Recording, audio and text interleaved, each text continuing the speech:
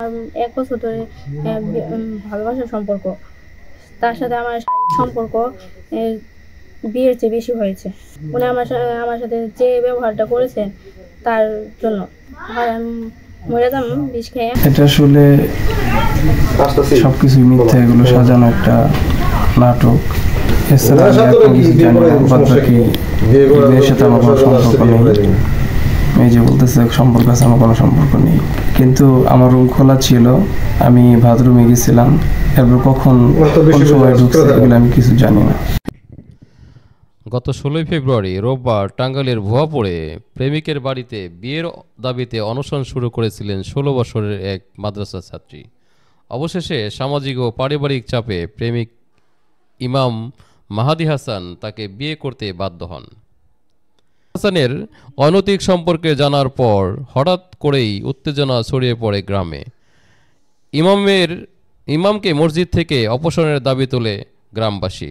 Police এসে পরিস্থিতি নিয়ন্ত্রণে নেয়।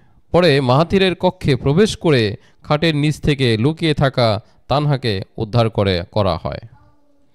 তানহার দাবি, প্রেমের সম্পর্কের পর মাহাতি তাকে বিয়ের প্রতিশ্রুতি দিয়েছিলেন, কিন্তু পরে সম্পর্ক অস্বীকার করেন। প্রত্যাখ্যান হওয়ার পর তিনি প্রেমিকের বাড়িতে গিয়ে অনশন শুরু করেন এবং বিয়ে না হলে আত্মহত্যার হুমকি দেন। প্রথমে মাহাতির অভিযোগ অস্বীকার করলেও সামাজিক চাপে অবশেষে রাতেই দুই পরিবারের পরিস্থিতিতে তাদের বিয়ে সম্পন্ন হয়। ভুক্তভোগী তানহা তমা উপজেলা সবুজ সংঘ দাখিল মাদ্রাসার 10ম শ্রেণীর ছাত্রী। অপরদিকে অভিযুক্ত মাহাতির হাসান বরকতপুর জামে মসজিদের ইমাম ছিলেন। বিয়ের পরই নবদম্পতি লাপাত্তা হয়ে যান। জানা যায় মাহাতি আগেও 2 বার বিবাহ বন্ধনে আবদ্ধ হয়েছিলেন।